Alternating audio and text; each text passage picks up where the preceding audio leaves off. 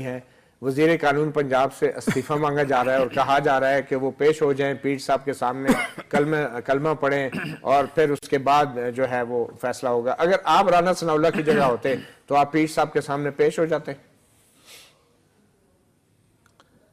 یہ رانا صاحب کی بات کرتے ہیں مطیع جان صاحب.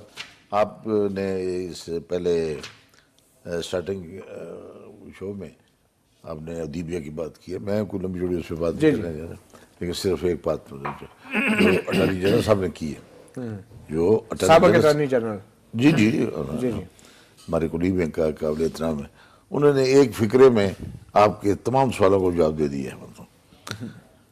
انہوں نے یہ کہا ہے کہ یہ جو ادیبیہ کیس تھا یہ غلط اور غیر قانونی طور پر ختم کیا گیا تھا.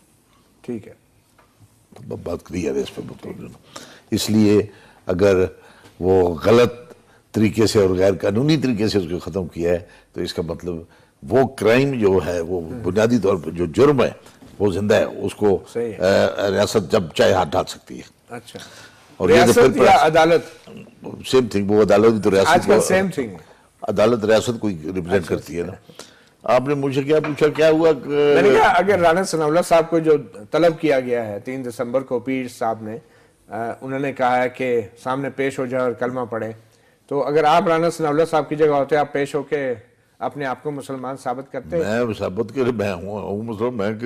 میں کوئی کون ہوتا ہے جو مجھے یہ پوچھے کہ جی آپ مسلمان ہیں یا نہیں ہیں؟ مطلب تو اس کے ذمہ دار کون ہے؟ ان کی حوصلہ افزائی کس نے کی ہے؟ پتہ نہیں، یہ جو معاہدے کیے ہیں آپ کی حکومت نے، یہ کیا ہے؟ اور جنرل صاحب کے دستخط جو اس پہ ہوئے ہیں یا جو ان کو صفائی دینا چاہتے ہیں یا تو یہ ان کا کام ہے. مطلب میرا وہ کوئی مجھے کیسے پوچھ سکتا ہے کہ میں کون ہوں؟ میں کلمہ پڑھنے والا ہوں بس. That's all.